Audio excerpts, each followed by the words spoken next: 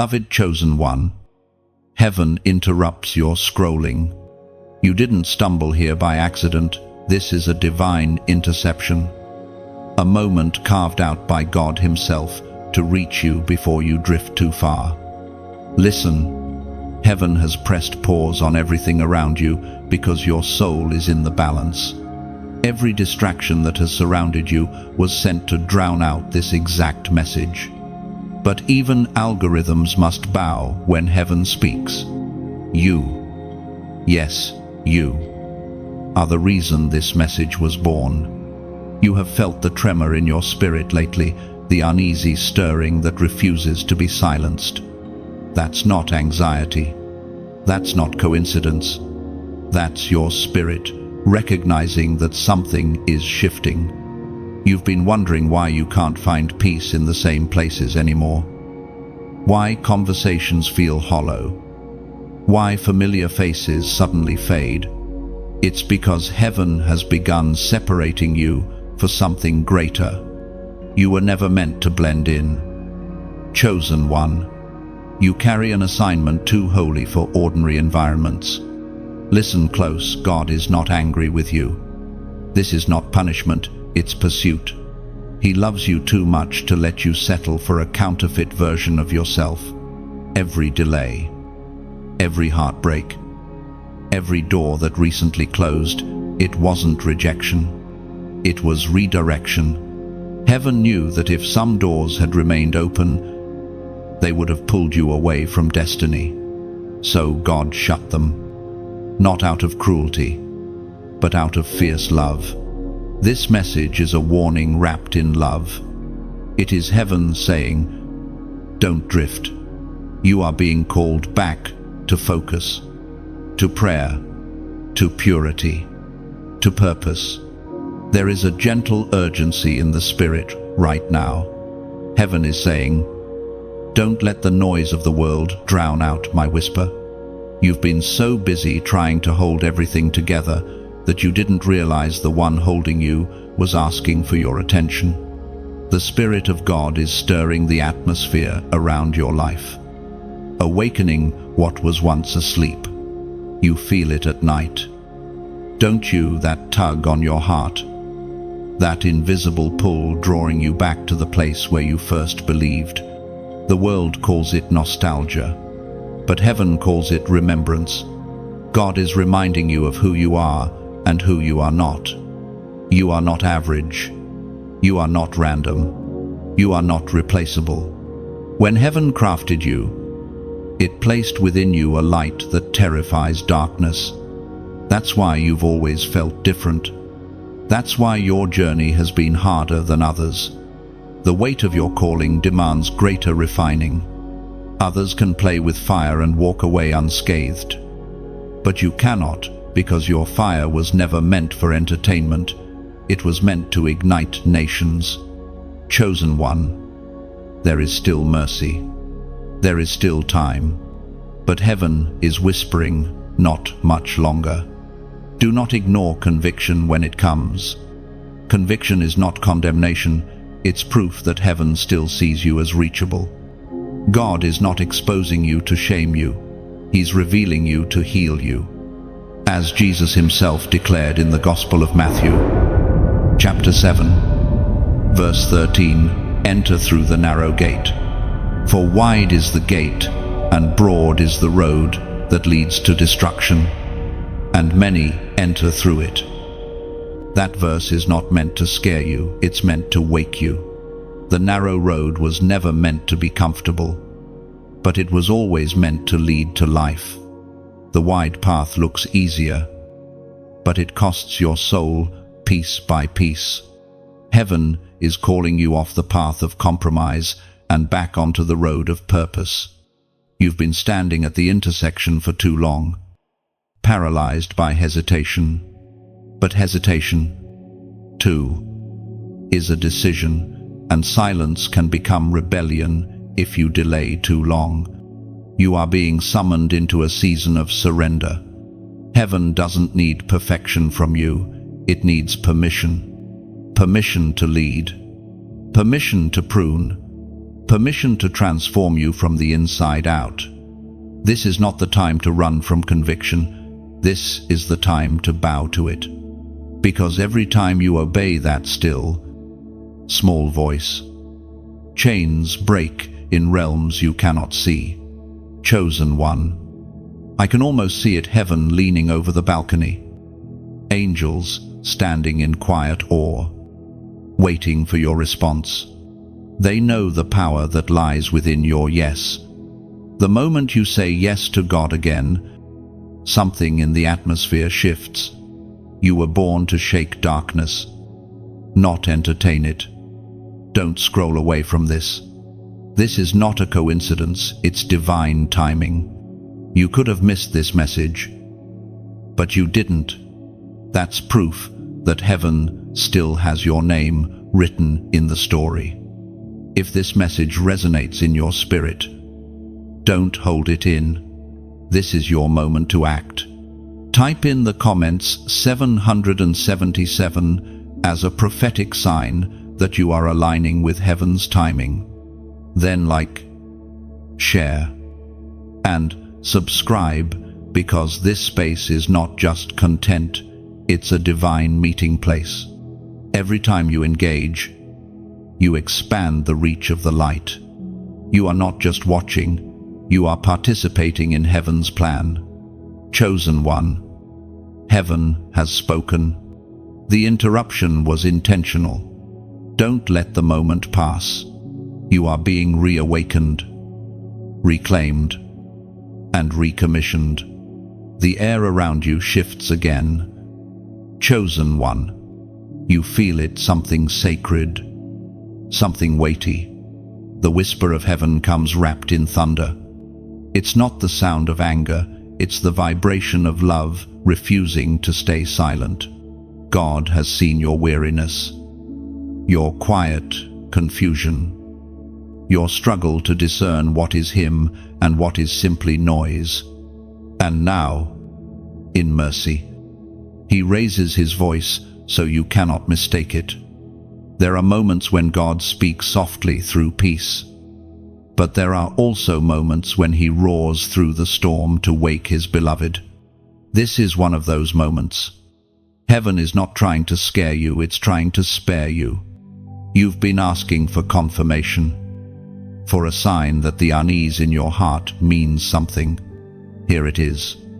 Heaven confirms the stirring inside you is not random. It is the Spirit alerting you that something is shifting both around you and within you. Chosen one. Pay close attention. There are decisions in front of you that seem small, but carry eternal weight. You stand at the edge of a divine intersection where obedience must outweigh convenience. God is warning you because what's coming next depends on what you do now. You've asked for clarity. He's giving it through this very moment. The whisper comes again, but it carries thunder underneath it. Be still. You've been running in circles, exhausting yourself, trying to make sense of every closed door, every unanswered prayer. Heaven is saying, stop striving, start listening. Some of the confusion you feel isn't from darkness, it's the echo of your own noise drowning out God's direction. Silence isn't absence. Silence is the space where instruction is born. You have mistaken delay for denial. But heaven wants you to know He's been protecting you from premature exposure. There were things you prayed for that didn't happen because they would have destroyed your peace, your purity, or your purpose. What you call waiting, heaven calls preparation. You are being fortified for something greater than the present moment. The prophet Elijah once stood in a similar place, caught between chaos and revelation. Wind came, fire came, earthquake came, but the Lord was not in any of them. Then came a whisper, a still small voice that carried more power than all the noise combined. You are in that same kind of moment. Heaven is teaching you to discern His whisper in the thunder. And in that whisper, Elijah found peace beyond reason, a quiet strength that calmed the storm within him. That same strength is reaching you now. When the noise of the world fades, what remains is His truth. Firm and unshaken, God is not far away. He is standing right beside you, closer than breath, waiting for your stillness. Because sometimes, chosen one, it's not the fire that proves His presence, but the silence that carries His heart. In that sacred quiet, He begins to rebuild what fear tried to destroy. Every whisper from heaven holds the weight of eternity. And right now, that whisper is calling your name, gently reminding you that you are still His. And through that whisper comes this ancient reminder, as written in the book of Exodus, chapter 19, verse 5. Now if you obey me fully and keep my covenant, then out of all nations you will be my treasured possession. That verse was not written for ancient Israel alone. It echoes through the ages to reach you now. You, too, are being reminded of your covenant identity. You are God's treasured possession. The warning is not to make you fearful, but to awaken you to how precious you are. Heaven disciplines those it loves. God corrects you not to wound you, but to shield you from self-destruction. Sometimes the thunder is not punishment, it's the voice of protection. God is guarding you from alignments that look good, but are poisoned with delay. There are people, habits, and desires that heaven is shaking loose from your grip because your next level cannot carry old attachments. That shaking you feel, it's not loss, it's cleansing. You have prayed for open doors. But heaven is saying, first, let me close a few. Every divine elevation comes with separation. The thunder in your life is not chaos, it's construction. Heaven is rebuilding your foundation so that when the rain comes, and it will, you will stand firm. Chosen one, do not resist the process.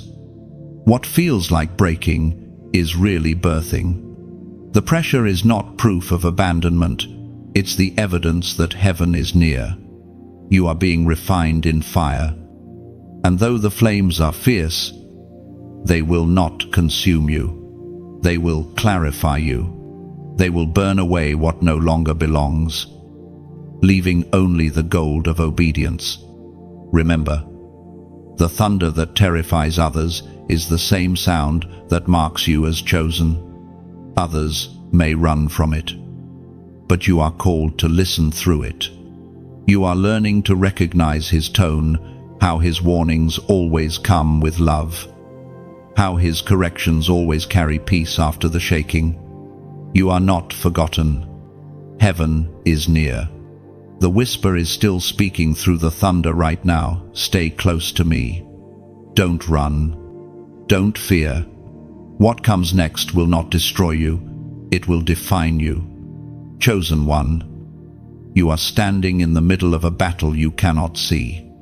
It's not a battle of swords or nations, but of attention, of focus, of the mind. The enemy knows he cannot destroy what God has sealed, so he distracts instead. Every scroll, every endless feed, every fleeting comparison is a subtle weapon designed to keep your soul asleep. This is not a coincidence. It's strategy. The enemy doesn't need to take your faith. He only needs to keep it unfocused. He has learned that if he can keep your eyes busy, he can keep your spirit blind. That's why your mind feels foggy lately. Why your prayers feel interrupted by wandering thoughts. Why you start to read the word but drift after a few lines. The enemy doesn't fear your busyness, he fears your stillness. Because when you become still, heaven speaks. When you quiet the noise, you begin to hear the language of destiny again. The Spirit is revealing that your warfare is not external, it's internal. You've been fighting battles in your thoughts, and you've wondered why peace feels distant. But heaven says peace hasn't left you. It's waiting for your permission to reign again. Every lie whispered to your heart has been designed to make you question your identity. Yet even now, heaven reminds you who you are. You are chosen. You are marked. You are seen. You have not fallen behind. Chosen one. You have simply been in recovery. The battle for your focus has been fierce because your next assignment requires precision. God is retraining your eyes to see what matters. You cannot move in the power of your calling if you are entangled in what drains you. The Holy Spirit is pulling your attention back from the counterfeit lights that pretend to satisfy but only leave you empty. It's not wrong to rest, but it is dangerous to drift. You've been feeling that spiritual fatigue, the kind that doesn't come from lack of sleep, but from carrying too many voices in your head. Heaven is saying, it's time to detox your soul, to lay aside the constant noise that has dulled your sensitivity to His presence. This battle is about focus because focus is faith in motion. You can tell where your faith lives by where your focus stays. That's why the enemy keeps sending distraction disguised as opportunity, gossip disguised as community, and noise disguised as relevance. But the Spirit of God is wiser. He is calling you into a holy silence where His voice becomes clear again, as was spoken in the sacred texts of old, the Word of God in Proverbs. Chapter 4, verse 25 declares, "Let your eyes look straight ahead, fix your gaze directly before you." This is not just good advice, it is strategy for survival. Heaven is commanding you to focus forward. You cannot heal while staring at what hurt you. You cannot move toward destiny while scrolling through memories of disappointment. The direction of your gaze determines the direction of your life. What you stare at, you strengthen. So look up. Chosen one. Heaven is not behind you, it's before you. God is reordering your vision. He is peeling away distractions layer by layer until your purpose becomes visible again. The battle for your focus ends the moment you decide to stop feeding the noise. Let this truth settle deep. Every distraction has a cost. The minutes you spend comparing are the minutes stolen from your calling. The thoughts you waste in fear are the seeds that could have grown into faith. But God, in His mercy, is giving you another chance to reclaim your attention. You felt that spiritual tug lately, the longing to return to the quiet, to pray again, to read again, to feel alive again. That's heaven reminding you what peace feels like. It's not too late to return. You haven't missed your moment. You're simply being called back to alignment. Chosen one. The fog in your mind will lift the moment you refocus your gaze. The distractions that once dominated your thoughts will lose their power when you choose silence over scrolling. You will find that the same voice that thundered at creation now whispers in your heart, calling you home. Now, pause. Take a breath. Don't rush past this moment. Feel the shift, how your heart slows, how your mind clears, how your spirit leans forward. That's not emotion, that's recognition. Your soul knows this voice. It's the same voice that found Elijah in the cave, that spoke to Moses in the wilderness, that called Mary by name in the garden. It's calling you again. If your spirit bears witness to what you feel right now, act on it. Don't let this pass like another post, another soundbite, another fleeting moment. This is your confirmation that heaven has not forgotten you. Type focus now in the comments. It may look simple, but it's a prophetic declaration. It's you telling heaven, I'm ready to silence every distraction and realign with my purpose. Let your comment be your agreement, your step into clarity. You are not losing your mind, you are regaining your focus. You are not behind, you are being positioned. This is not the end of your story, it's the beginning of your awakening. Chosen one. You are about to understand something few ever grasp. Love is not always gentle. Sometimes, love warns. Sometimes, love shouts before the fall. Sometimes, love breaks your heart to save your soul. The world tells you that love should never hurt. But heaven's love cuts in order to heal. When God warns you, it is not rejection, it is protection wrapped in mercy. Every shaking, every conviction, every sleepless night is love in disguise. There is a part of you that still associates warning with wrath, as if God's voice rises only in anger. But heaven's tone is not rage, it's urgency born of affection. He sees what's ahead when you cannot. He feels the dangers you ignore. He knows how close the cliff is, even when the path still looks safe. And so he warns not to shame you, but to stop you before you bleed more than necessary. You've been asking for confirmation about a certain situation. You feel uneasy, but you can't explain why. Heaven whispers again and again, don't go there. Don't say yes to that. Don't touch what I've already marked as off limits. But because God's warnings come softly, you've wondered if it's just fear or overthinking. It's not. It's divine interception. God's love sometimes shows up as hesitation. The delay you resent may actually be the barrier keeping you from destruction. Chosen one. When God says no, He is not depriving you, He is defending you. The enemy knows how to disguise danger as desire. What feels like opportunity may be an ambush dressed in beauty. Heaven's warning is the wall between your destiny and deception. This is why discernment matters. The Spirit isn't trying to make your life smaller, He's trying to keep your life sacred. Love that never warns isn't love at all. Real love sees danger and intervenes. Think about a parent who yells to pull their child from the road. The child may cry from fear, but the warning saves their life. That is how heaven's voice sounds now, urgent but tender, loud but loving. The shaking you feel in your spirit is not punishment, it's preservation. You may not understand it now, but there will come a day when you'll look back and thank God for every no. The relationship He ended, the job that didn't call back, the plan that collapsed, the silence that forced you to pray. Each was a wall of mercy.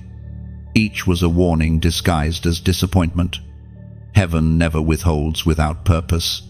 The voice of God thundered in the book of Deuteronomy, chapter 30, verse 19. I have set before you life and death, blessings and curses. Now choose life, so that you and your children may live. This verse carries the heartbeat of heaven's warning. God does not command obedience to control you. He calls for obedience to save you. The command to choose life implies there is also an option to reject it. Warnings are heaven's final attempt before consequences begin to speak louder than words. Chosen one. The time of gentle reminders is shifting into holy urgency. There are crossroads in front of you that demand decision. You cannot linger in indecision much longer. Heaven has been patient. But mercy does not stay forever when ignored. When God speaks repeatedly and you refuse to respond, the silence that follows is not distance, its consequence. Do not mistake his patience for permission. The longer you entertain what he has warned you against, the more numb your spirit becomes. Sin dulls sensitivity, and apathy blinds the soul. But even now, there is still grace. Conviction is a gift. If you can still feel his tug, you are not too far gone. Heaven is calling for your quick response, not out of fear, but out of love that longs to protect you. He is not just warning you about external dangers, he is warning you about internal ones: pride, bitterness, compromise, hidden disobedience. These are the small cracks that eventually collapse walls. God is saying, "Let me rebuild your foundation before the storm reveals the weakness." You cannot carry new glory on an old structure. Chosen one. Every warning from heaven is an invitation to intimacy. God would not speak so clearly if he were not close. He warns because he walks beside you. The enemy accuses from a distance, but God warns from nearness. When he convicts, it's his way of drawing you nearer, not pushing you away. Do not run from correction, run toward it. Let convictions soften your heart instead of hardening it. What feels like discomfort now will one day feel like relief. God is pulling you out of cycles that once looked like comfort but were chains in disguise. This is not punishment, it's promotion.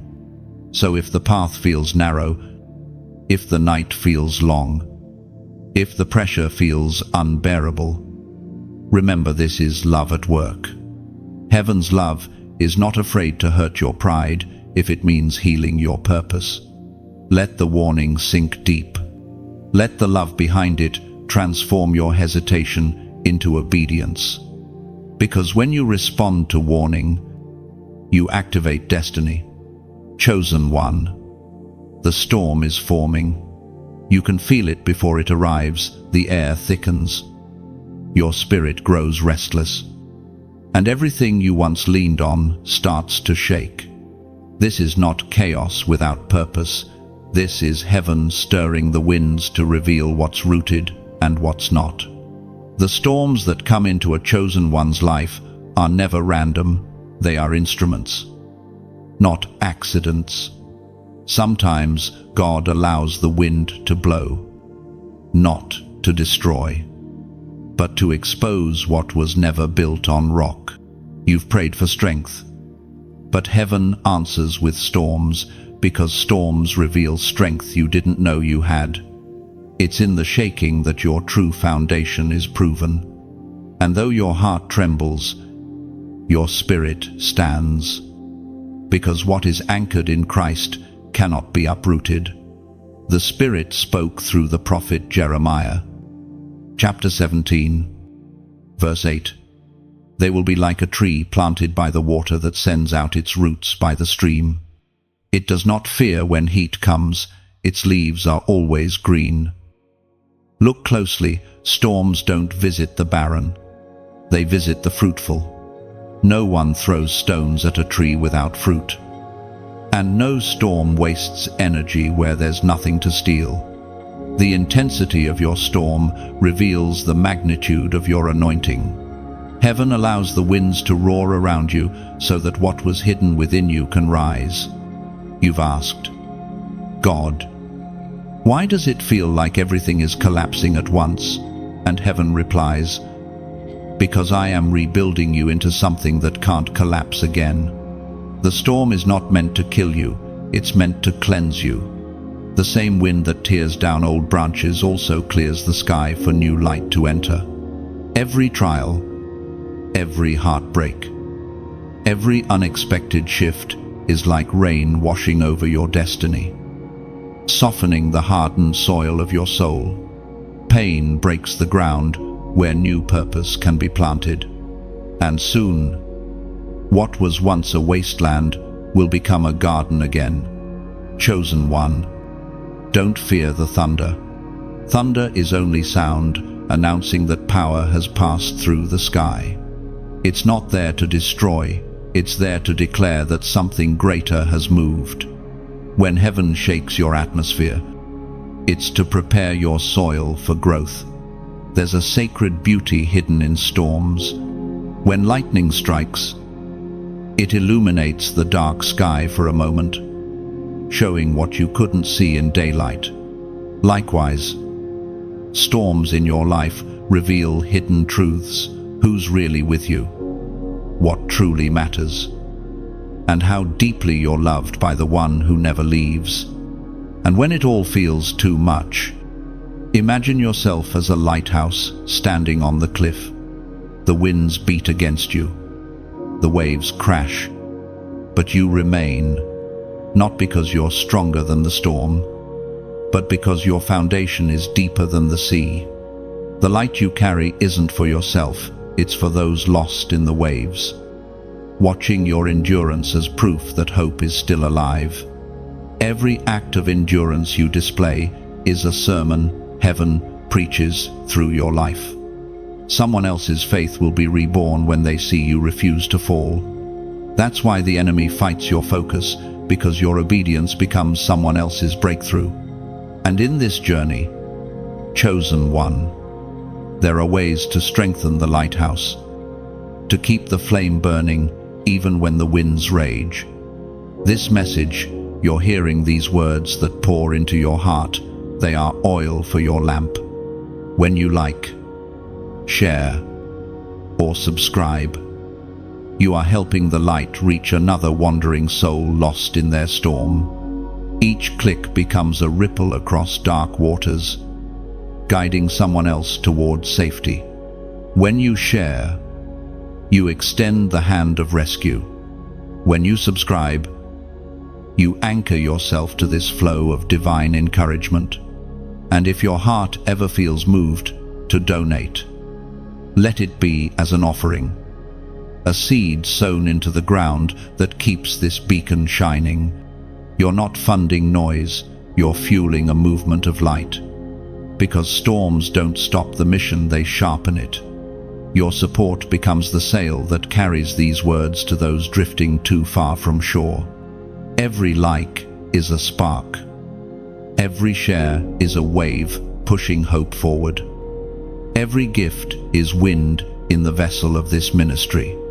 And remember, even in giving, heaven always multiplies. When you pour into light, light finds a way to return to you, pressed down, shaken together, and running over. Chosen one, the storm you're facing is not your enemy, it's your midwife. It's helping birth the next version of you, stronger, wiser, unshakable. The waves may crash, but they cannot drown what God has destined to rise. So, when the rain pours, lift your eyes. See the reflection of heaven in the water. You're not being washed away, you're being baptized into a new beginning. The same storm that frightens others is your anointing ground. You will walk out of this drenched in strength. Roots deeper, faith unbroken, eyes clear. And one day, when others face their storms, they'll find shelter under your branches, and they will know that the God who stood with you still reigns. Chosen one, heaven speaks again, not in thunder this time, but in a whisper heavy with love. Don't do it. You stand closer to a dangerous decision than you realize. It seems harmless, even justified, but heaven sees what you cannot. God's warning is not meant to restrict your freedom, it's meant to preserve your destiny. The temptation looks small, but its consequences would echo loudly through your future. You've felt the pull. You've heard that inner voice say, "Wait, not this way." And yet the flesh argues back, "Just once won't hurt." But heaven interrupts that thought tonight. There are choices that look like freedom, but are actually cages dressed in gold. You have been through too much, survived too many battles, to fall into a trap disguised as comfort. Chosen one. Every decision you make in this season either feeds your purpose or feeds your pain. There is no middle ground anymore. The Holy Spirit is warning you because your next step determines more than you know. What you flirt with today could own you tomorrow. Don't trade eternal peace for temporary pleasure. It was proclaimed in the second letter to Timothy, chapter 2, verse 22. Flee the evil desires of youth and pursue righteousness, faith, love, and peace, along with those who call on the Lord out of a pure heart. That word flee is not casual, it means run without looking back. Heaven isn't saying, think about it. Heaven is saying, go now. There are moments where hesitation equals defeat. You cannot reason with temptation, you can only outrun it. The longer you stare, the stronger its pull. That is why the Spirit warns you urgently, don't linger where you once fell. You've been rescued too many times to go back to what nearly destroyed you. You don't need another lesson, you need remembrance. Remember the tears. Remember the emptiness that followed disobedience. Remember how distant God felt when you chose your way instead of His. That memory is not meant to shame you, it's meant to anchor you. Heaven wants you to remember what freedom felt like, what purity tasted like, what peace sounded like in your soul. Right now, God is standing between you and a decision that would dim your light. He is whispering, don't touch that. Don't text them back. Don't open that door again. He knows how hard it is, but He also knows the destruction that follows if you disobey. And because He loves you, He interrupts you before you cross the line. Chosen one. This is not about perfection, it's about direction. God doesn't demand flawlessness, He desires surrender. Every time you choose obedience over impulse, heaven celebrates. Every no to sin is a yes to your calling. And each yes to obedience builds walls of protection around your destiny. Maybe you've been asking, but what if I've already gone too far? Listen carefully, you haven't. If you can still feel conviction, you are not lost. Conviction means grace is still reaching. The door is still open. The blood of Jesus still covers you.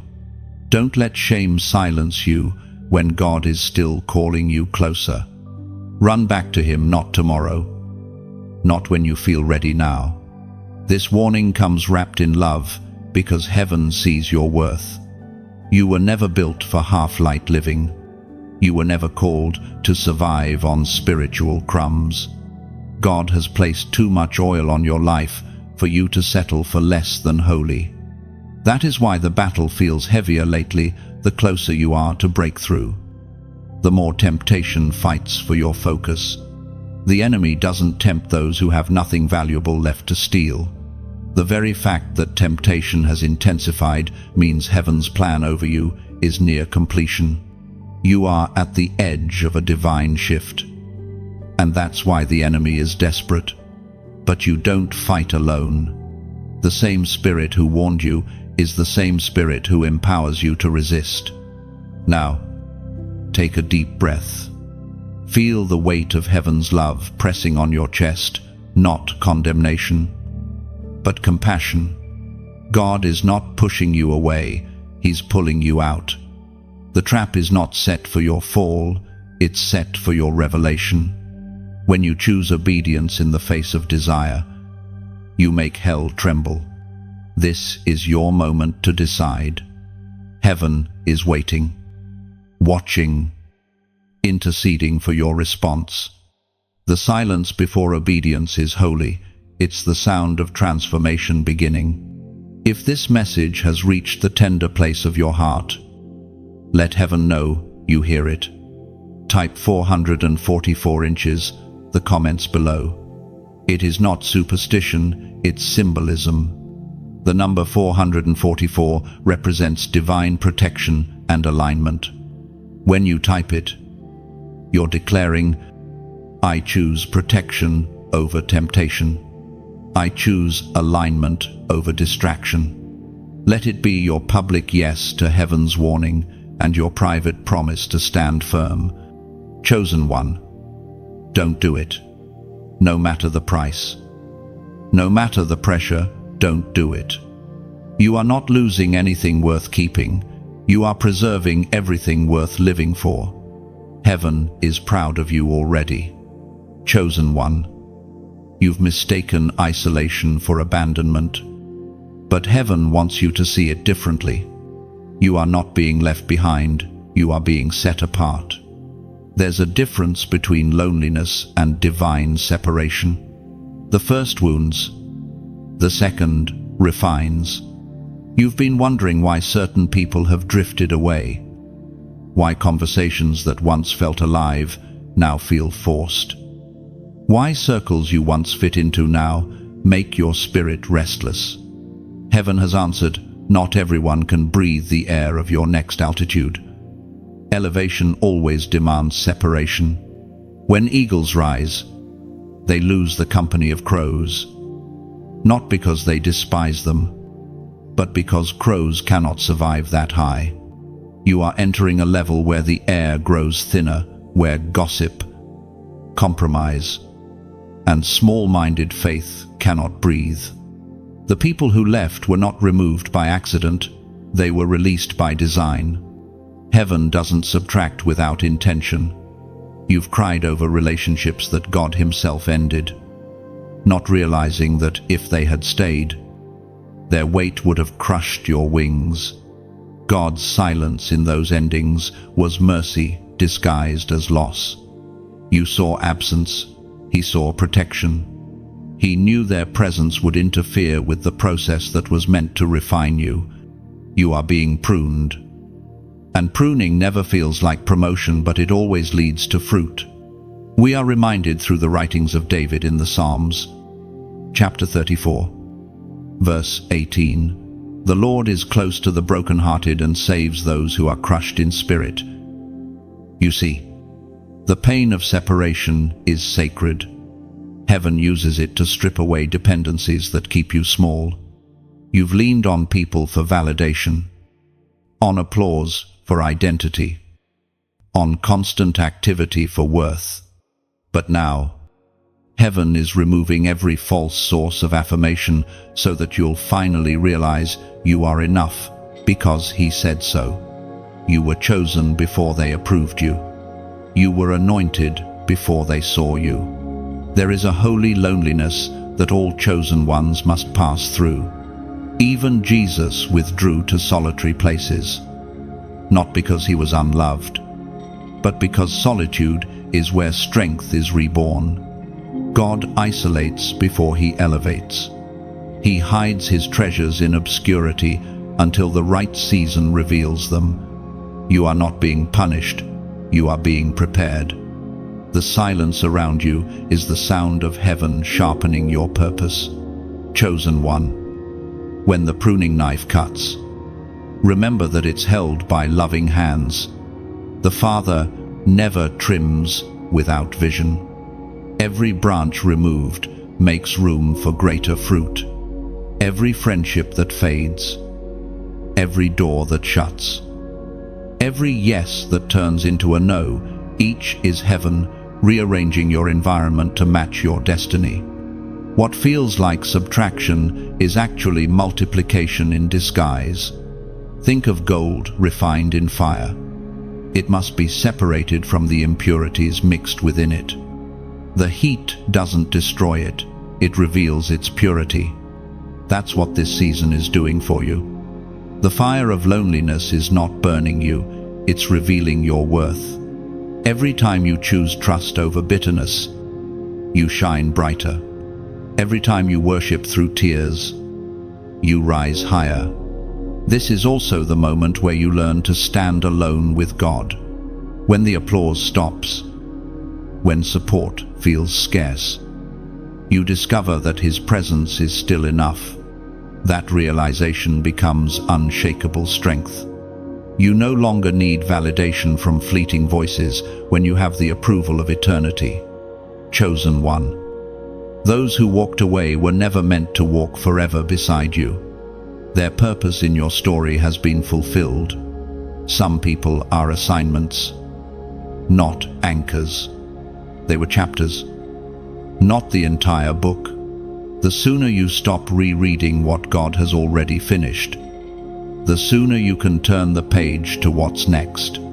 Do not chase after what heaven released. You cannot resurrect what God buried. It's not cruelty, it's timing. Some people cannot go where you are going because they refuse to grow. Your hunger for more threatens their comfort. And heaven loves you too much to let your future be delayed by those unwilling to move forward. So, though your heart aches, let gratitude grow in the cracks. Thank God for who left as much as for who stayed. Because in every goodbye, heaven whispered, "Now I can speak clearly." One day soon, you'll look back and understand why isolation was necessary. You'll see that the walls you thought confined you were actually wings taking shape. You'll realize that your solitude was never empty. It was sacred space where you learned to depend on God alone. And when the next chapter unfolds, when your tribe of destiny arrives, when divine connections replace temporary attachments, you will be ready, not desperate, not afraid. Ready, because you'll carry within you the calm of one who knows that being set apart is not a punishment, it's a mark of divine ownership. Chosen one. Heaven hasn't abandoned you. It has hidden you for a season so that when the unveiling comes, no one will doubt who sent you. Chosen one. You've called this your silent season. The stretch of nights where heaven seems far away and prayer feels like talking into the wind. You've asked, God, where are you? Why can't I feel you like before?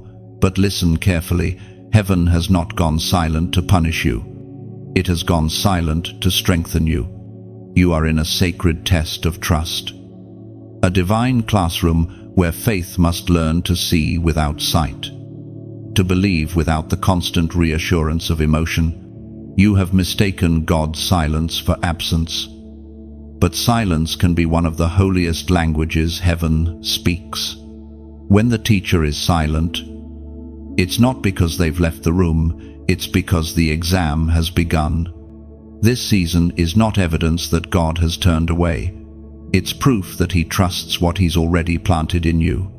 Faith must grow roots in darkness before it can bloom in light. There was a time when you could sense His presence in every song, every sunrise, every small whisper. But now, the same prayers echo, and the air feels still. You wonder if you've done something wrong, if you've lost what once burned so bright. Heaven's answer is simple: you've matured. You no longer need constant signs to know He's near. The silence is not distance, it's deeper intimacy.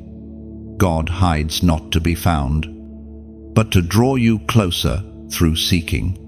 There are moments when heaven steps back, not because you've failed, but because you're ready to walk by faith and not by sight.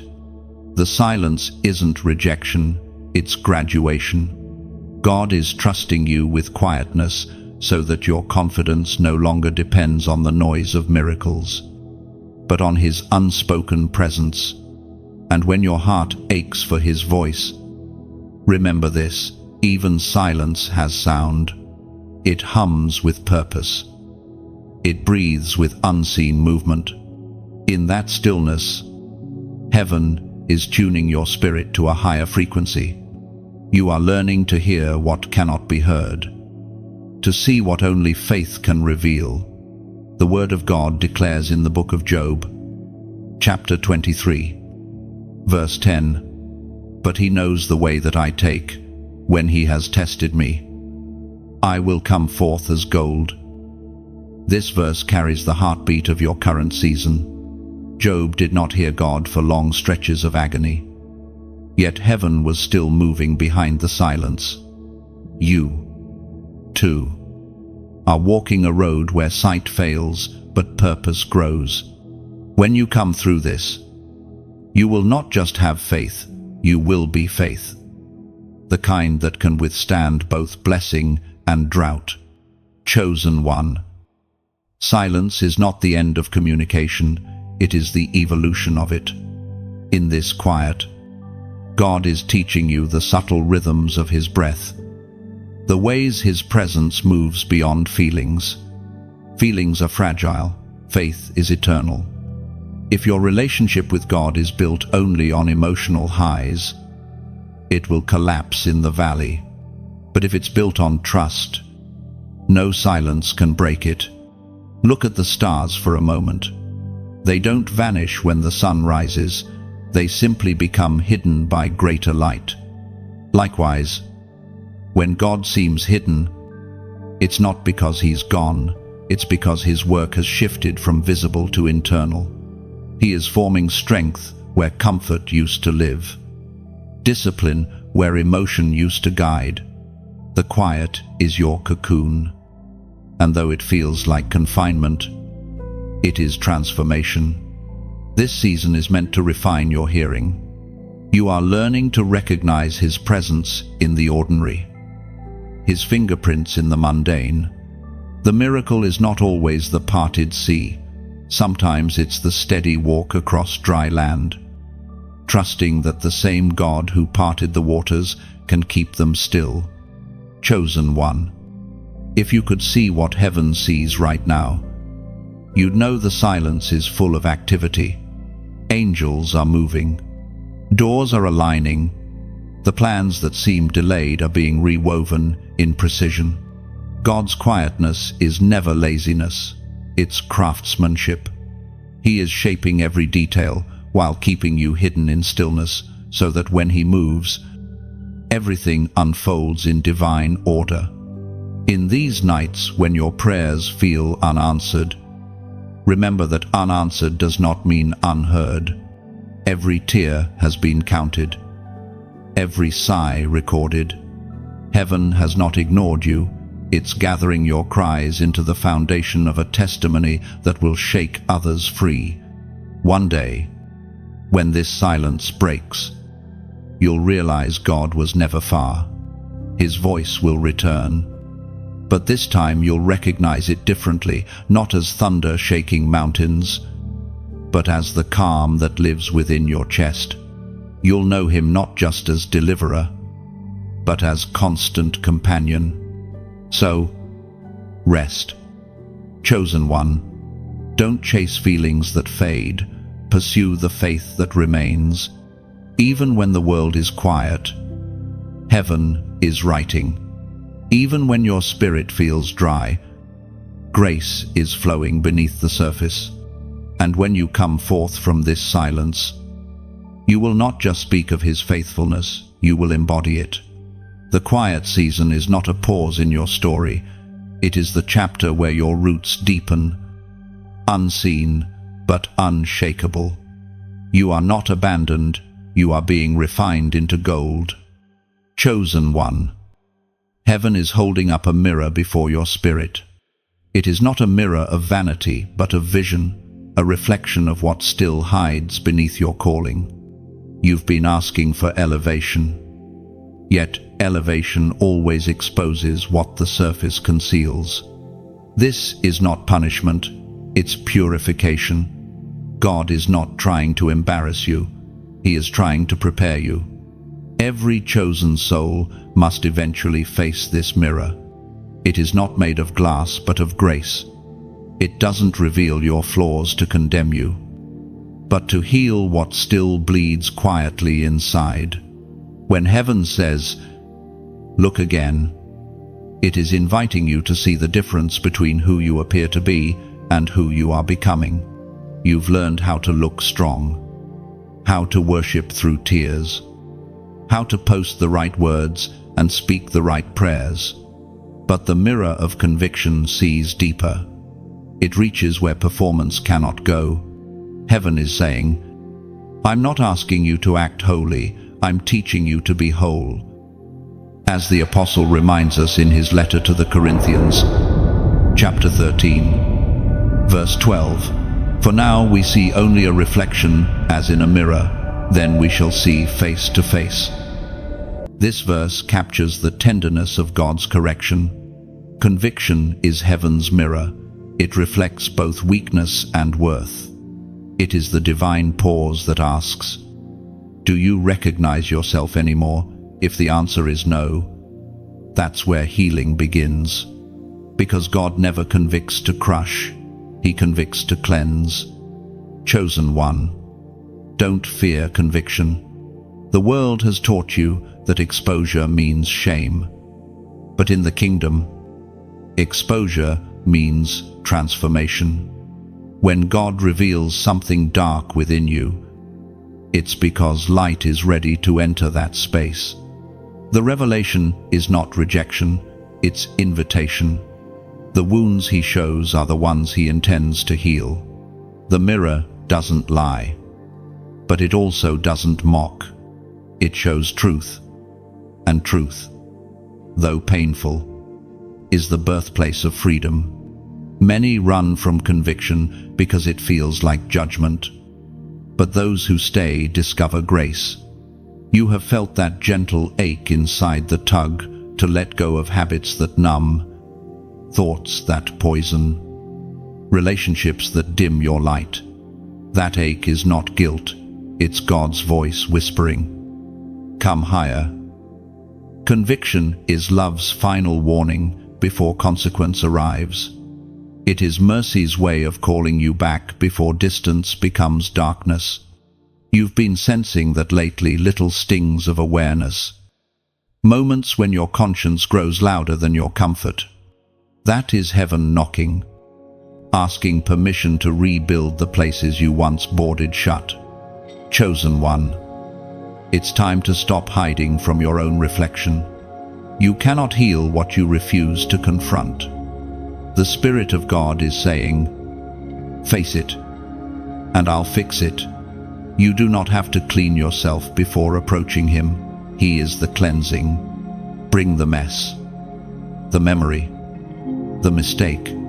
The moment you expose it, grace floods in. The danger of ignoring conviction is not just missing blessings, it's missing transformation. Unaddressed compromise corrodes the soul slowly. Like rust on gold, you may still shine outwardly, but inside, the corrosion grows. Heaven is offering you restoration before the corrosion spreads. Think of how gold is refined. Fire reveals the hidden impurities, but it doesn't destroy the metal, it purifies it. That's what conviction does. It's the holy fire that burns away falsehood and leaves only authenticity. When you surrender to it, you become transparent before God. And transparency is the soil where trust grows. Chosen one, you don't have to pretend anymore. The pressure to appear perfect has exhausted your spirit. God is not impressed by your mask, He is drawn to your honesty. The moment you drop the act, heaven breathes again through you. The mirror of conviction is not your enemy, it's your pathway to peace. Maybe you've avoided certain prayers because you already know what God will say. Maybe you've silenced certain verses because they cut too deep. But ignoring the mirror doesn't change the reflection. Heaven waits for your surrender, not your perfection. Now, pause. Let the stillness settle. Let the reflections speak. You may not like everything you see, but remember, God already saw it and still chose you. His love is not conditional on your performance, it's anchored in your purpose. If your heart feels the weight of this message, If you sense that gentle correction stirring your spirit, respond not with guilt, but with gratitude. It means heaven still believes you're worth shaping. Type, "I'm ready" in the comments. It's more than words, it's agreement. You're saying, "I'm ready to face myself, ready to be cleansed, ready to let the mirror become my ministry." That declaration shifts the atmosphere around you. It's how confession turns into courage, how conviction transforms into calling. Chosen one, the mirror isn't your enemy, it's your beginning. What God exposes, He heals. What He reveals, He redeems. Look again, and you'll see not your failure, but your future shining back. Chosen one, every scar you carry has a story, and heaven is writing each one into the language of victory. The wounds you once hid in shame are becoming the map of your strength. They are not evidence of weakness, they are the proof that you survived what was meant to silence you. Every bruise, every betrayal, every lonely night, none of it was wasted. God has been weaving triumph through your tears. You see, warriors are not born on battlefields, they are forged in them. You were never meant to live unscarred, you were meant to live undefeated. Each wound you endured was a lesson in disguise. Pain was your instructor, and endurance was your diploma.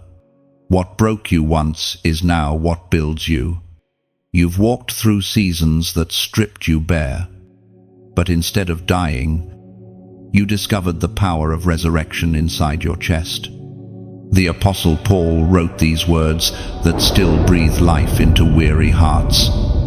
In the second letter to the Corinthians, chapter 4, verse 17, "For our light and momentary troubles are achieving for us an eternal glory that far outweighs them all." This verse is more than comfort, it's revelation. The pain you feel now is producing weight in the spirit realm, not heaviness that crushes, but glory that grounds.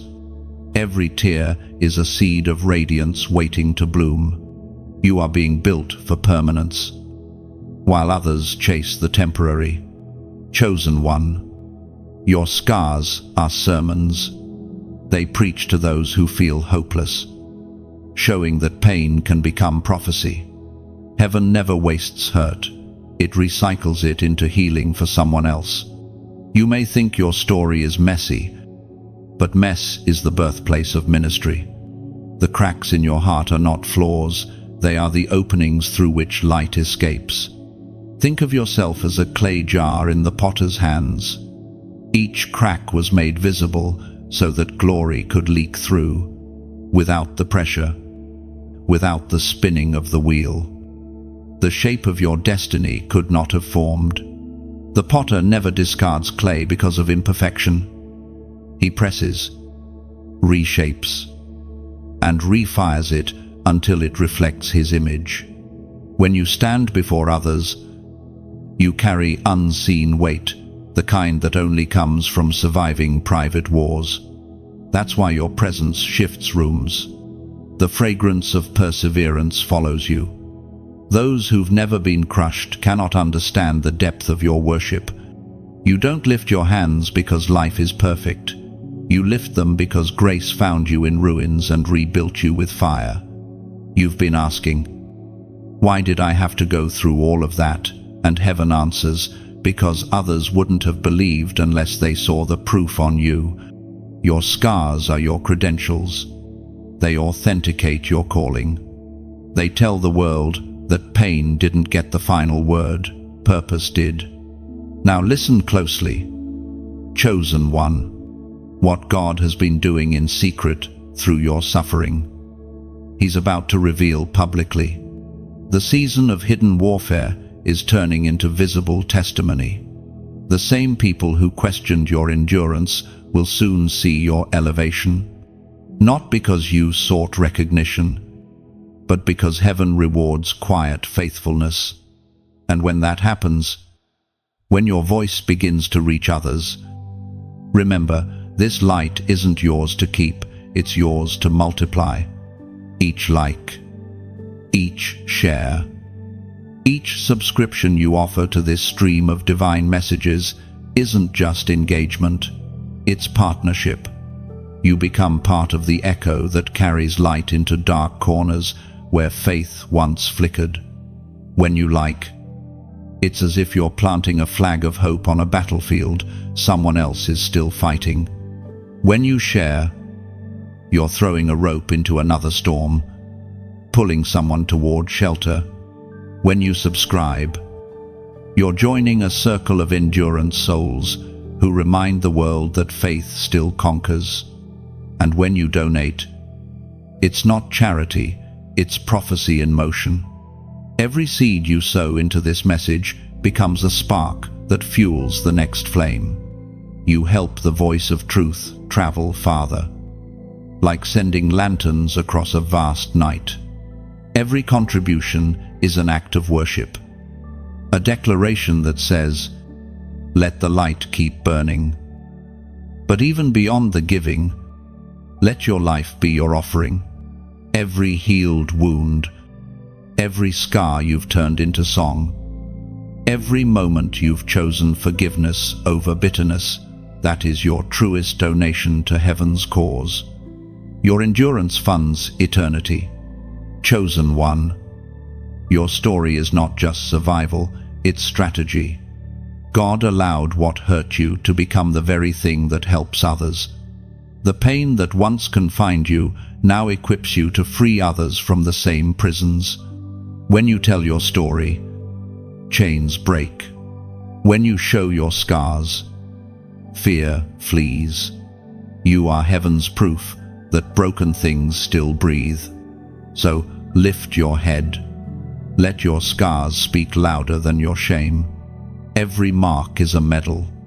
Every tear is oil for the lamp you now carry. You have been entrusted with the ministry of endurance, and the world needs what you've survived. When you give light to others, your own flame never dims, it grows brighter. Keep shining. Keep sharing. Keep supporting what God is doing through you and around you. Together, we become a constellation of healed hearts, lighting the path for the lost. Chosen one, your wounds are holy, your story is glory, and your endurance, your quiet. Steady faith is what turns ordinary pain into eternal power. Chosen one, this is the place where heaven knocks, softly yet firmly, the threshold between mercy and memory. You've felt it in your spirit, that quiet trembling that says, something is shifting. It's not imagination. You stand before the door of decision. And what happens next will shape more than just your season. It will shape your story. This is the moment where mercy gives its final invitation before justice begins to speak. God's patience is vast, but not endless. His mercy stretches wide, but not without boundaries. Heaven's silence in the past was not permission, it was grace extending time for your response. But now, heaven is knocking again, not out of anger, but out of aching love. The Spirit whispers, this is the moment to return fully, to lay it all down. Mercy is not weakness, it's the greatest strength of heaven, the open hand that waits even while being rejected. You have felt the pull of conviction recently. Those gentle reminders in your mind, the unease in your heart, the sense that time is precious. Those feelings are not random, they are heaven's final knock before the door closes on what once was. The voice of God thundered in the book of Isaiah, chapter 55, verse 6. Seek the Lord while he may be found, call on him while he is near. This is not a threat, it is an opportunity. There are windows in time when heaven leans close, when the air itself feels holy, when repentance flows easily. You are in such a window right now. Heaven is close. The Spirit is near. The invitation is extended, but the window will not stay open forever. Chosen one, do not confuse delay with denial. You may have thought, I'll come back to God when things calm down, when I'm ready. But readiness is not the requirement, response is. The door of mercy doesn't wait for your convenience. It opens when grace calls and closes when grace is ignored. Heaven is saying, now is the time. Every generation has its moment of visitation, and every heart has its moment of reckoning. You are standing in yours. Heaven is reaching, warning, wooing, all at once. The knocking you feel in your spirit isn't fear, it's love, pleading. Don't let this moment pass. You see, God's mercy is like the tide always returning, always patient, but when it withdraws, what remains exposed is what refused to move. The world calls it bad luck. Heaven calls it consequence. It's not that God stops loving, it's that love eventually honors your choices. He will never force you into obedience. He invites you into safety. There comes a point when the same voice that once whispered softly must grow firm. When warnings ignored become lessons lived. Heaven is trying to spare you from that pain. You don't need to learn through loss what you can learn through listening. The Spirit is saying, turn now, while tenderness still calls.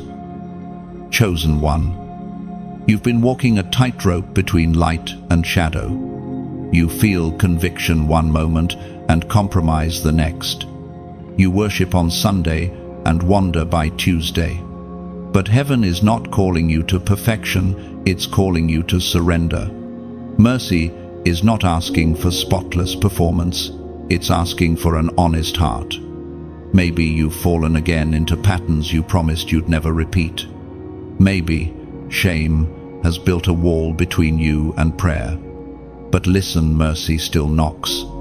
The blood of Jesus hasn't lost its power. Grace hasn't expired. The door is still open, but it is narrowing. Don't mistake the narrowing for rejection, it's focus. Heaven is aligning every moment, every whisper, every circumstance to lead you home. This is not condemnation, it's invitation. You are being called back to the altar, back to the secret place, back to the simplicity of loving God without condition. The trembling you feel right now is not fear, it's heaven's electricity, charging your soul with remembrance.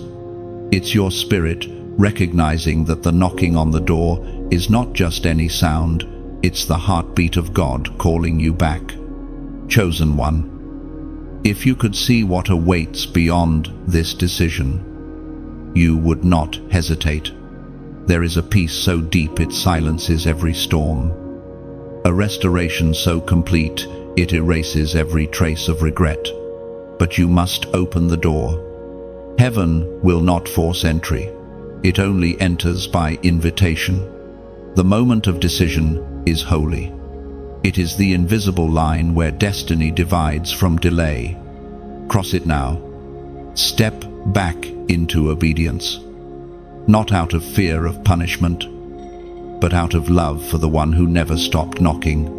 And when you do, when you whisper yes again in your heart, you'll feel it, the weight lift, the silence break, the atmosphere shift. Heaven celebrates louder over one returning heart than over 1,000 who never wandered. Mercy still knocks. Chosen one, but the handle is on your side. Open now, while the sound still echoes. For what waits on the other side is not wrath, it's the embrace of a Father who has been standing at the door the whole time. whispering, "Welcome home, chosen one." The weight you feel pressing upon your shoulders lately, it isn't punishment, it's preparation. The heaviness around your heart isn't a curse, it's the crown being formed. You asked God to use you, and heaven took you at your word. Now, the shaping has begun. The weight you feel is not the end of you, it's the beginning of purpose becoming visible. You prayed for influence, for anointing, for destiny. But what you didn't know is that every crown comes with its own cross. The calling you carry is beautiful, but it is also heavy. It requires surrender deeper than your comfort and obedience, stronger than your emotions. God is not crushing you to break you, He's pressing you to produce oil. The ancient words recorded in the book of Romans, chapter 8, verse 18, still echo today. I consider that our present sufferings are not worth comparing with the glory that will be revealed in us. That verse isn't just comfort, it's explanation. The pain of now has purpose attached to it. Heaven never wastes pressure. Every burden that bows your back is forming posture for glory. Every tear you shed in secret is watering the ground where greatness will grow. Chosen one, you must understand every calling costs something. Everyone wants the crown, but few are willing to carry its weight. God is building within you the endurance required to wear what you once only dreamed about. To others, it looks like struggle. To heaven, it looks like sculpting. The crown you asked for demands a stronger neck, a purer heart, a disciplined spirit. That's why certain prayers feel unanswered. It's not that God said no, it's that He said not yet. If He crowned you too soon, the weight would crush you. But because He loves you, He is training you instead. Think of a blacksmith shaping a sword. He heats the metal until it glows, then hammers it again and again until the steel remembers its strength. That is what heaven is doing to your soul. Every disappointment, every setback, every season of waiting is the hammer striking purpose into form. What feels like pain is actually precision. And though you may feel weary, you must not quit. God hasn't forgotten your faithfulness. Every hidden act of obedience, every time you said yes when no one saw, every quiet prayer whispered through exhaustion, heaven recorded it all. The weight of your crown is being measured by the depth of your surrender. Chosen one. The anointing is costly because it changes everything it touches. When heaven pours oil on you, it attracts both favor and warfare. That's why attacks have intensified. The same oil that draws angels also disturbs demons. You are not being punished, you're being identified. Hell only fights what heaven has chosen. There's something sacred in this pressure. You are learning to walk with new posture, head bowed in humility, heart lifted in trust. The crown does not rest on pride, it rests on surrender. God is teaching you to carry glory without arrogance, authority without harshness, power without losing purity. Some nights, you'll feel the loneliness of leadership. Others won't understand your burden. They see the shine of the crown, but not the calluses it created. But take heart, Jesus wore a crown of thorns before He wore a crown of glory. You are walking the same pattern, suffering first, then radiance. And when the time comes, when the process ends, you will realize that every ounce of pain was preparation for divine weight. You'll wear your crown not as a symbol of status, but as a testimony of endurance. Chosen one. Heaven is saying, don't despise the weight. The greater the call, the greater the resistance. But resistance builds resilience. Every trial adds another layer of strength. Every crushing moment produces deeper compassion for those you'll soon help. The oil flowing from your life will heal what once hurt you. Now, pause and breathe. Feel the invisible crown resting above your soul. It may be heavy now, but soon it will fit perfectly. The pressure will pass, but the glory will remain. The fire will fade, but the gold will shine forever. If this word resonates deep within you, if you can feel the truth that you are not breaking, but being built, then mark this moment. Let heaven know your spirit agrees with what it's doing in you right now. Type 555 inches, the comments below. It's not coincidence, it's covenant. The number 555 represents divine grace in motion. Heaven's hand shifting you from pressure to purpose. When you type it, you're declaring, I accept the weight of my calling. I trust the process. I receive the crown. Chosen one. The road is narrow, but the reward is eternal. Carry your crown with courage. The weight will not crush you, it will crown you. The same hands that pressed the thorns into the brow of Christ now place purpose upon yours. And soon, when the refining is finished, you will rise carrying not just light but glory. Chosen one, you are not walking alone. You have felt the heaviness, the invisible warfare, the silent resistance around your steps, and you've wondered, is anyone fighting for me? Heaven answers, yes. You are surrounded by more than you can see. There are angels stationed around your life, sent to guard every promise God has spoken over you. You may not hear their wings or see their light, but their presence shifts the very air you breathe. The world teaches you to fight with your strength, your words, your logic. But heaven equips you differently. It surrounds you with unseen warriors, messengers of light, whose very existence defies despair. When you walk through danger, they flank your sides. When you cry in silence, they listen and deliver comfort. When the enemy plots in darkness, they stand between you and destruction. You are never without backup. The Spirit spoke through the prophet Elisha's story in the second book of Kings, chapter 6, verse 16. Don't be afraid. Those who are with us are more than those who are with them.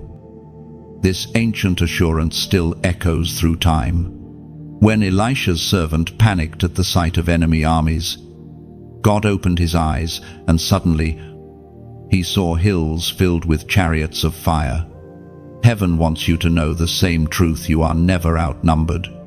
The darkness that surrounds you is an illusion. The light that defends you is reality. Chosen one. The narrow path you walk may seem lonely, but it's protected.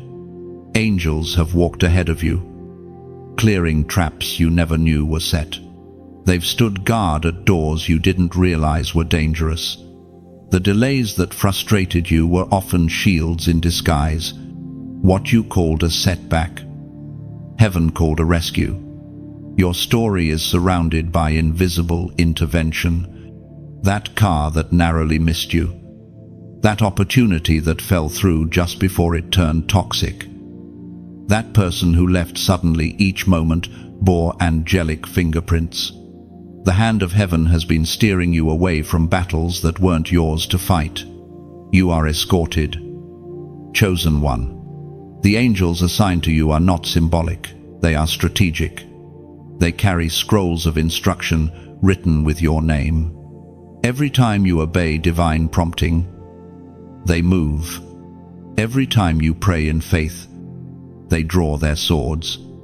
Heaven's armies respond to faith, not fear. That's why the enemy works so hard to make you afraid.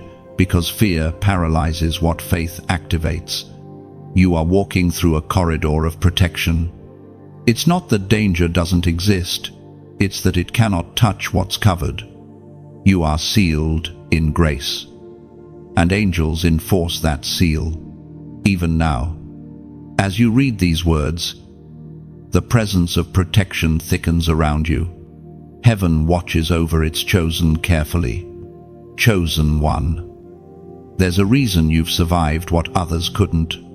The hand of God has been stronger than the hand of harm. Every assignment against you failed before it began. When the enemy whispered, "This will destroy them," heaven countered, "This will define them."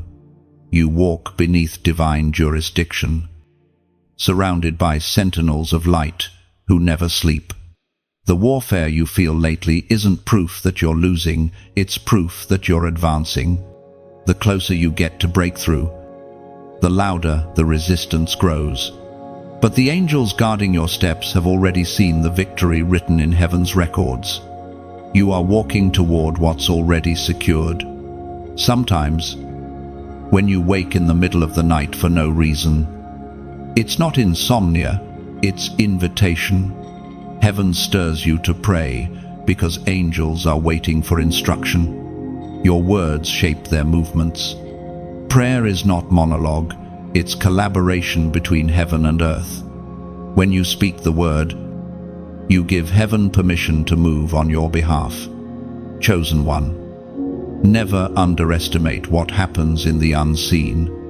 When you worship through weariness, the atmosphere shifts.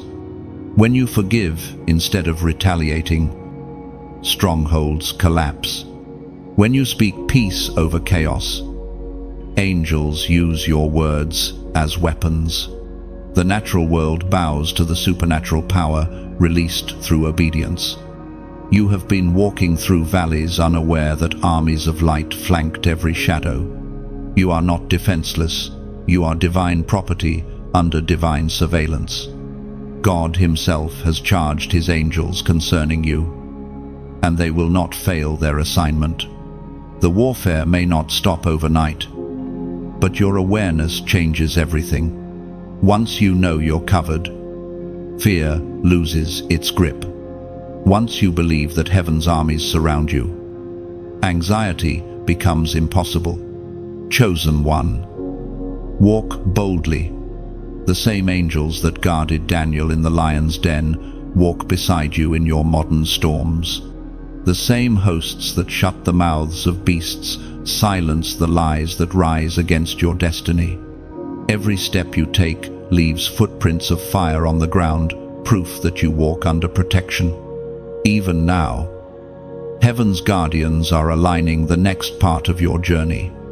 They are opening paths you didn't know existed and sealing roads that would have led to harm. You will look back soon and realize that every delay, every detour, every divine redirection was covered in angelic choreography. So stand tall, fear nothing.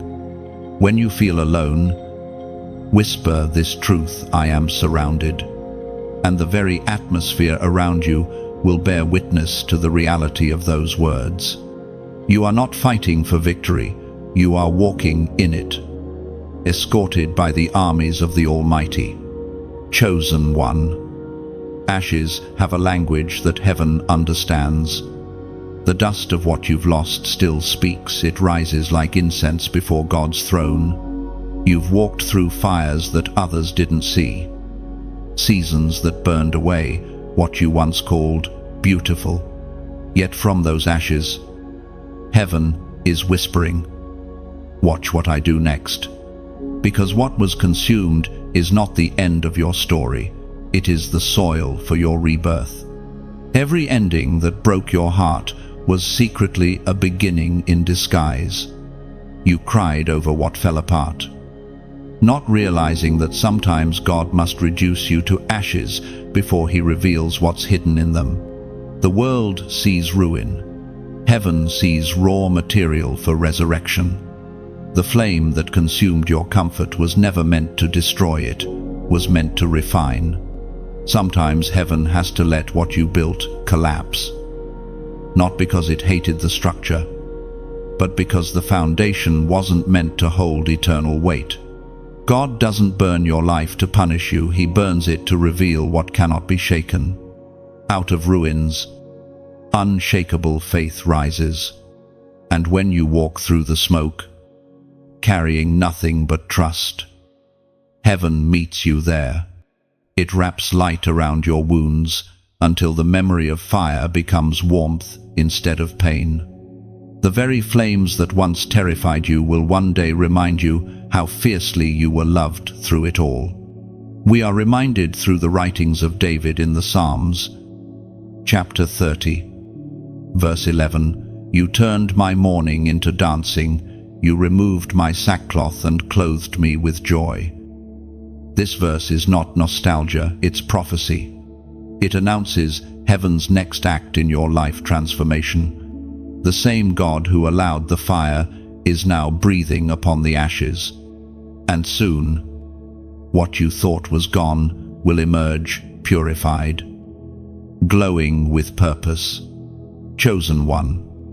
You must understand this divine principle. God never leaves ruins without redemption. When something falls apart under His watch, it's because He intends to build something indestructible in its place. You've been holding the fragments of old seasons, wondering how they could ever fit again. But heaven doesn't glue broken pieces, it crafts new vessels from what was shattered. The ashes you carry are sacred. They represent where your faith was tested and proven true. Others see remnants of loss. Heaven sees the evidence of endurance. The fragrance of burnt offerings still lingers in your prayers, and God calls it worship. Every time you chose to trust Him through tears, you added beauty to the ashes. You've wondered, why did God let it all burn? Because fire reveals authenticity. What is of God survives. What is not turns to dust. The blaze stripped away false supports, burned through counterfeit attachments, and exposed what was eternal. Now, in the quiet after the storm, the soil is rich for new beginnings. Chosen one, your tears have watered tomorrow's harvest. You will see growth springing from places you thought were forever barren. The ashes of past failures will soon become the ground where miracles bloom. Every season of weeping was heaven sowing seeds of joy. You are entering the rebuilding stage now, the phase where God exchanges your garments of grief for robes of praise. You will recognize it when you wake up one morning and the heaviness is gone. Not because the circumstances changed overnight, but because your heart did. Joy doesn't always arrive with trumpet sound. It often tiptoes in quietly, filling the cracks left by sorrow until you realize you're smiling again. And when that happens, you'll understand that the fire didn't come to end you, it came to free you. It burned the ropes that once bound you. It silenced voices that could no longer follow you into your new season. It purified your motives, clarified your mission, and awakened the dormant parts of your soul. What once embarrassed you will soon empower you. The same story that once made you cry will become your testimony of triumph. You will speak from healed places, not wounded ones. Your words will carry the weight of someone who has seen fire and lived to tell of grace. Chosen one, you are not merely recovering, you are resurrecting. This is not repair, it is rebirth. You are the phoenix of heaven, rising not through arrogance but through anointing. And every time you lift your hands in surrender, the ashes beneath your feet remind hell that fire no longer frightens you, it formed you. Even now, heaven is painting beauty across your scars. The artist of eternity never wastes a canvas. He uses every shade of sorrow to highlight His glory in your life. The hues of your heartbreak are becoming the colors of your redemption. Soon, others will look at you and see hope embodied, grace in motion, beauty from ashes. Chosen one, breathe deeply. Smell the rain that follows the fire. Feel the peace that returns after chaos. What you lost was never wasted, it was exchanged. You gave God your ashes. He's giving you his artistry. The masterpiece is almost finished, and it bears your name. Chosen one. Heaven is leaning close again. This is not just another message, it's a final call before the shift. You can feel it in your chest. Can't you? That tightening, that urgency that says something holy is about to change. The spiritual atmosphere around you is moving. Doors are adjusting, and destinies are dividing. It is the moment before dawn, when the sky is darkest but pregnant with light. Heaven whispers, "Respond now before the moment passes." There are moments, chosen one, when heaven stops whispering and begins to breathe through your very heartbeat. This is that moment. The air itself feels charged with purpose, as if creation holds its breath, waiting for you to take that single, defining step into divine alignment. And when you do, the universe will seem to exhale. Doors you never touched will open. Paths you never noticed will unfold. The sound of your obedience will ripple through eternity. Angels will record your yes, and heaven will begin to move in ways that make even the silence holy. This isn't fear speaking, it's love's last invitation before transition. You've carried this stirring for weeks now, maybe months, a quiet sense that something is waiting for your obedience to unlock it. You felt the push to let go, to act, to say yes, but hesitation has kept you standing between two realities. Yet, heaven can't wait much longer. The timing of God moves like the tide. You must step when it rises, or the current shifts without you. The voice of God thundered in the book of Joshua, chapter 24, verse 15. "Choose this day whom you will serve, but as for me and my house, we will serve the Lord." Those words weren't just ancient, they are alive now, echoing straight into your spirit. You have lingered at crossroads long enough. Heaven is calling you into full alignment. No more half-faith. No more divided devotion. This is the hour when the chosen ones step out of hesitation and into holy certainty. You see, every great move of God begins with a yes whispered in private. Every revival starts in the quiet courage of a surrendered heart. Heaven is waiting not for your perfection, but for your permission. You hold the key that unlocks the next chapter, not through striving, but through surrender. And when you move, everything else begins to move with you. Delayed promises start breathing again. Closed doors creak open. The things that once resisted you start recognizing divine authority resting on your words. Your obedience changes atmospheres. Chosen one, your voice matters. The message you carry, the light within you, it was never meant to remain in one corner. Like a river, truth must flow or it stagnates. Every word of hope, every revelation that touches your spirit is meant to ripple outward. When you like, when you share, when you comment, you're not just interacting, you're letting light travel through you. Each gesture becomes a seed in someone else's wilderness. Think of it as tossing a torch across a dark field. Someone miles away might catch that flame and remember that God still speaks. Your engagement is evangelism in disguise. Every share is a bridge of light, connecting hearts that were drowning in silence. And when you subscribe, you're not joining a channel, you're anchoring yourself to a rhythm of divine reminders. In a world filled with endless noise, you're choosing to stay connected to messages that water your soul. You're building consistency where chaos once ruled. You're saying, "Feed me truth again. Keep me awake." If your heart ever feels moved to donate, let it not be out of obligation, but out of overflow. Picture a candle lighting another. Its flame isn't diminished, but multiplied.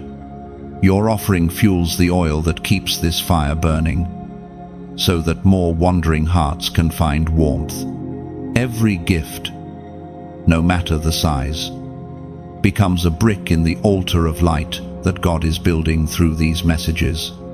There's beauty in participation. The chosen ones are not spectators, they are co-laborers with heaven. By engaging, by sowing, by commenting, you are saying, "I am part of this movement. I'm not just listening, I'm building." And heaven takes note of every builder, rewarding those who invest in light with light that never fades. Chosen one, the world is desperate for what you carry. You may think your one act of obedience is small, but to heaven, it's a ripple that becomes a wave. You are part of something far greater than algorithms or platforms. You are part of a prophetic flow that touches nations. Soon, the spiritual landscape will shift again, and those who heard this call will find themselves in new seasons, new assignments, new circles. But this moment right here, this whisper of alignment, is the threshold. Cross it with faith. Let heaven see your heart open wide. Engage not for recognition, but for remembrance that when the light moved through the earth, you were part of it. And as you read these words, take a breath. Feel the holy gravity of what's happening. You are standing on sacred ground between what was and what's about to be. Heaven is calling your name not softly, but surely. Chosen one, say yes again. Let your yes echo through your actions. Let it show in the way you share light, in the way you support truth, in the way you keep returning for more of heaven's fire. For the hour is late, and the call is holy.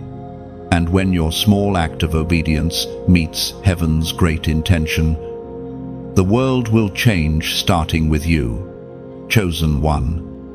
After surrender comes increase. The weight that pressed on your chest for so long begins to lift, and you can finally feel the air again, not the ordinary air of the world, but the breath of heaven, light and alive. You are stepping into a new rhythm now, one that doesn't demand control but flows with divine timing. This is the season of reward, not as payment for effort, but as the natural result of obedience. You may not see it all at once, but something in the unseen has shifted. The same God who walked with you through the fire is now walking you into favor. You have crossed a threshold, and heaven has recorded it. The angels that once guarded you in battle are now guiding you into blessing. The valley is behind you. The mountain is in view. And the sun of restoration rises over the horizon of your soul. The Apostle Paul wrote in the book of Galatians, chapter 6, verse 9, "Let us not become weary in doing good, for at the proper time we will reap a harvest if we do not give up." Those words are your banner now. You did not quit when it was hard, and heaven has not forgotten your endurance. Every unseen act of faith, every hidden prayer, every quiet moment of forgiveness has become a seed planted in eternity. And now, harvest begins to break the soil. Chosen one, this is not the season for striving, it is the season for flowing. The doors that are opening now require less effort and more alignment. You won't have to chase opportunities, they'll begin to find you. Drawn to the light you carry. God is turning your consistency into currency. What once cost you tears will now bring you treasures. This is what obedience produces: peace that cannot be purchased, favor that cannot be fabricated, joy that doesn't depend on circumstances. Heaven's increase doesn't always arrive in noise and spectacle, it often unfolds quietly. Like dawn melting the night, the shift is subtle, but unmistakable. Look closely at your life. The very things that once caused you pain are now producing strength. The people who left made space for new voices. The closed doors redirected you to divine entrances. What once felt like rejection was actually redirection in disguise. The threads of your story are weaving into a tapestry of purpose. Every dark strand balanced by one of radiant light. Chosen one. God is not just blessing you, He's trusting you.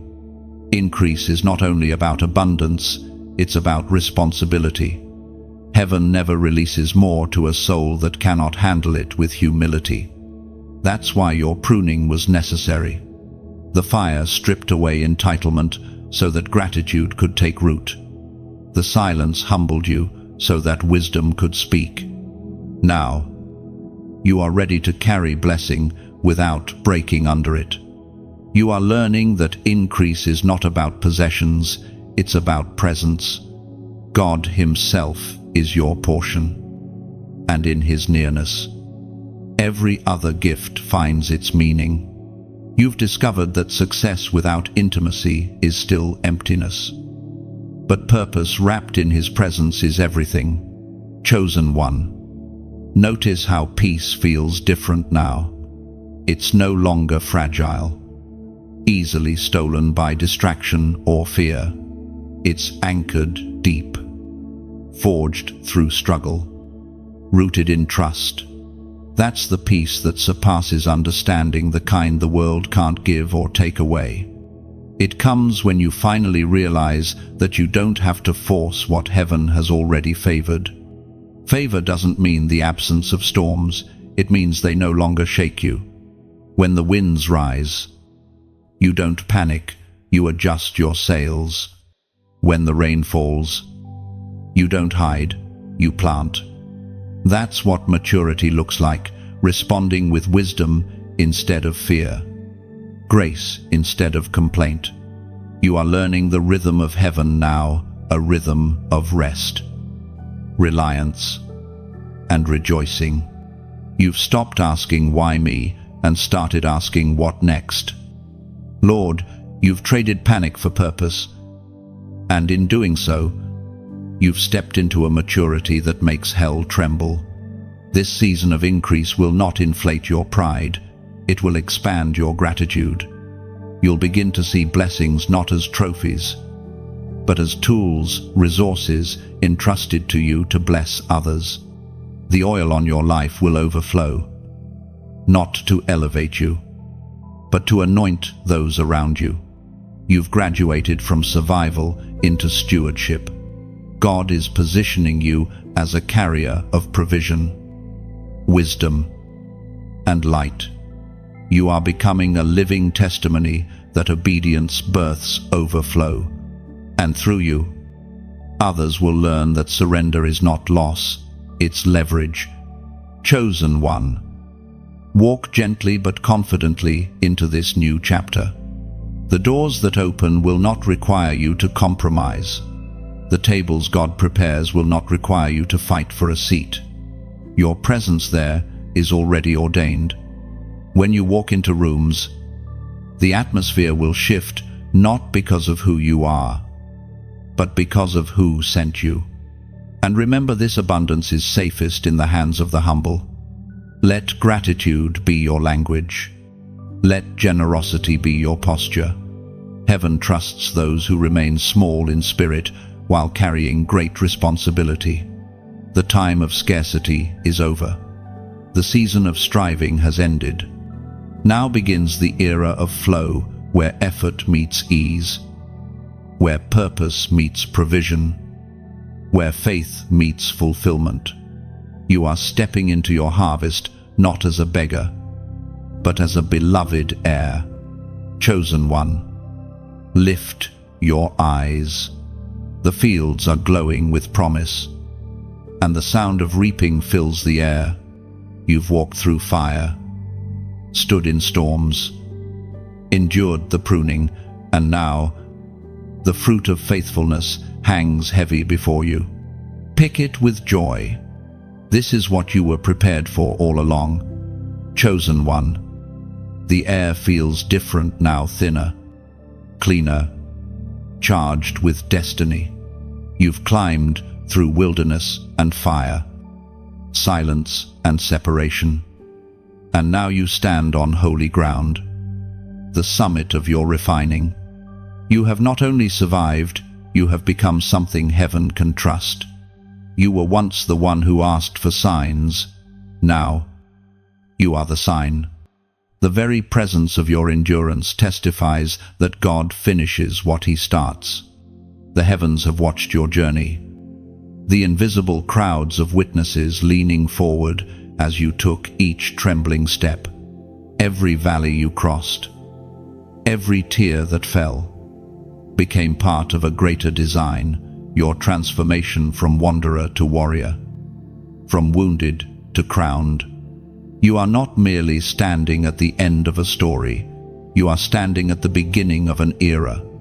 It was declared in the book of Revelation, chapter 3, verse 11, I am coming soon. Hold on to what you have, so that no one will take your crown. That verse is more than a warning, it's a seal over your spirit. It means heaven acknowledges that you've reached the place where reward meets responsibility. The crown you carry isn't made of metal or jewels, it's woven from obedience, humility, and perseverance. It is the invisible mark of those who refuse to quit when surrender seemed easier. Chosen one, you have become one of heaven's marked ones, the kind whose very existence disrupts darkness. The oil upon your life carries the scent of endurance.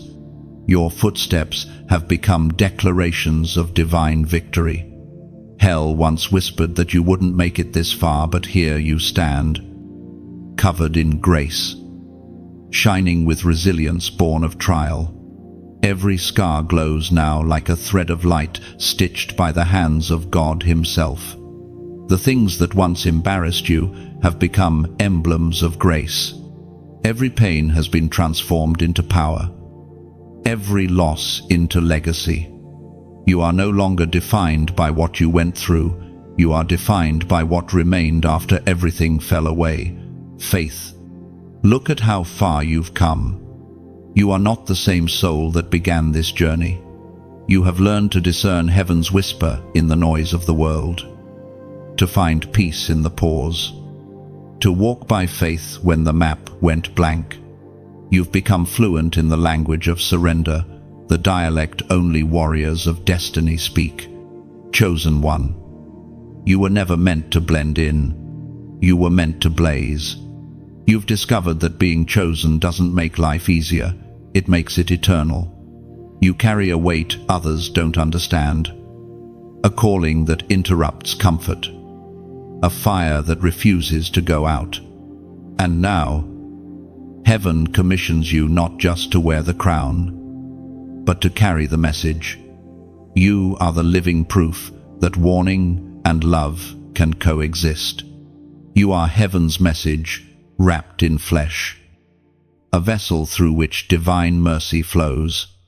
Every word you speak, every step you take, releases the echo of your testimony into the world. People will see you and feel something they cannot explain, peace that pierces, conviction that comforts, truth that heals. Your voice may tremble at first, but remember, Prophets are rarely loud, they are consistent. You don't need a stage, your obedience is your platform. You don't need applause, the approval of heaven already surrounds you. What you carry now isn't performance, it's presence. Chosen one. When you step into rooms, don't shrink to fit their expectations. You were designed to shift atmospheres. The light in you is meant to expose shadows, not to shame others, but to awaken them. Your presence alone will remind sleeping souls that God still calls, still warns, still loves. You will find yourself drawn to the broken, the forgotten, the restless hearts who wander as you once did. Your story will become their roadmap. The same hand that lifted you will guide your words as you lift them. You won't preach from perfection, but from redemption. That's what makes your message believable. It bleeds authenticity. This final hour of your journey isn't the end of your calling, it's the unveiling of it. You are being sent forth, not as a survivor of storms, but as a carrier of peace. You will move through chaos untouched, because you've learned that storms cannot drown those who have walked on waves with God. Chosen one. Look again at your reflection, no longer the trembling soul who questioned every sign, but a warrior crowned in light. Heaven's authority rests upon your shoulders, quiet but unmistakable. You have become the answer to the prayers you once prayed. You are no longer waiting for rescue, you have become a rescuer. In this moment, heaven seals you with divine affirmation. Well done.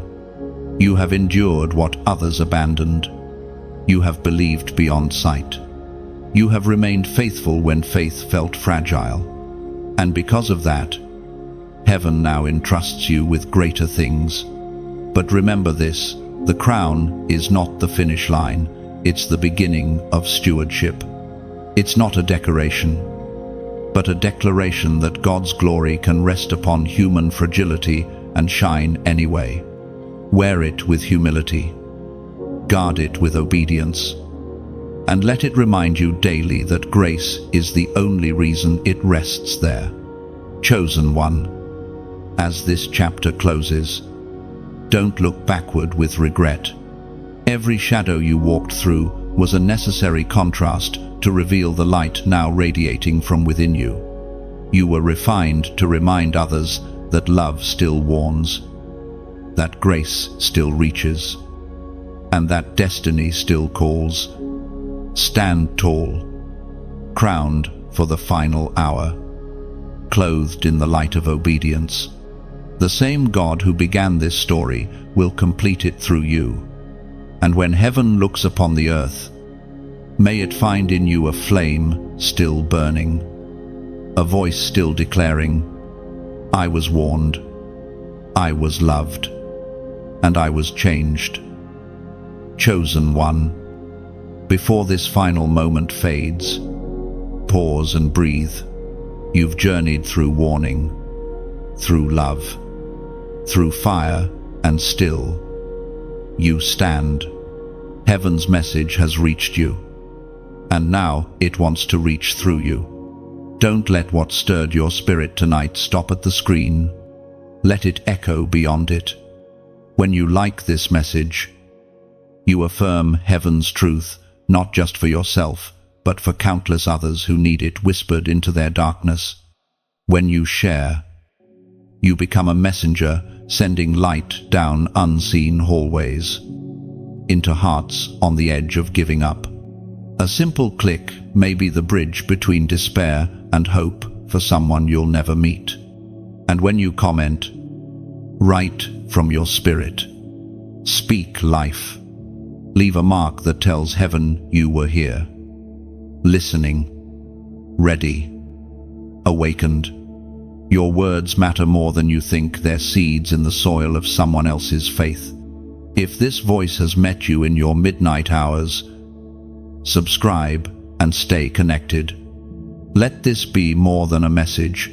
Let it be a movement, a gathering of those who still believe that love warns, that grace restores, and that purpose still calls our names. Chosen one, heaven has spoken. You are the echo. Carry this light forward. The story doesn't end here. It begins again every time you act. Every time you share. Every time you say, I hear you. Lord,